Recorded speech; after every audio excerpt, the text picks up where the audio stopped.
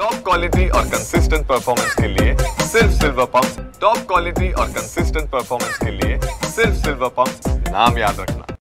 गेल्या काही दिवसापासून दडी मारणाऱ्या पावसाने पुन्हा सकाळपासून हजेरी लावलेले पाहायला गेलं तर ठाणे, मुलुंड, घाटकोपरपर्यंत मोठ्या प्रमाणात पाऊस पडताना आपल्याला पाहायला मिळतात। तसेच अंधेरी च्या सबवेमध्ये देखील पाणी साचायला सुरुवात झालेली आहे। पाहायला गेलं तर या ठिकाणची देखील वाहतूक कुठेतरी मंदावर गेली आहे। मात्र द्रुतगती महामार्गावरती आपण सध्या आहोत।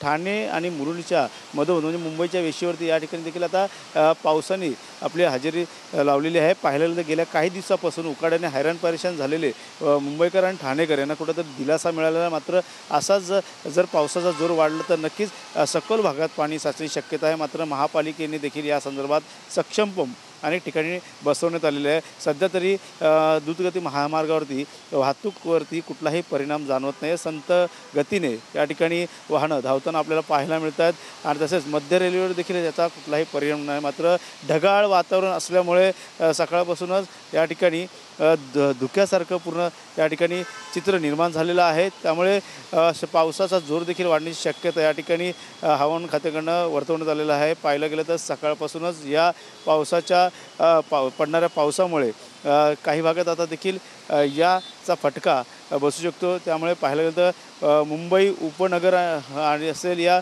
पश्चिम या भागात देखील मोठ्या प्रमाणात पाऊस बरसताना आपल्याला पाहायला मिळतो आहे। मात्र सध्या तरी या ठिकाणी आता मुलुंड ते घाटकोपरपर्यंत सकाळपासूनच आणि ठाण्यामध्ये देखील पावसाने आपली हजेरी लावल्यामुळे कुठेतरी दिलासा मोठ्या प्रमाणात या ठिकाणी नागरिकांना मिळाला आहे। कॅमेरा अथर्वसह गणेश सुरा, TV9 मराठी, मुलुंड।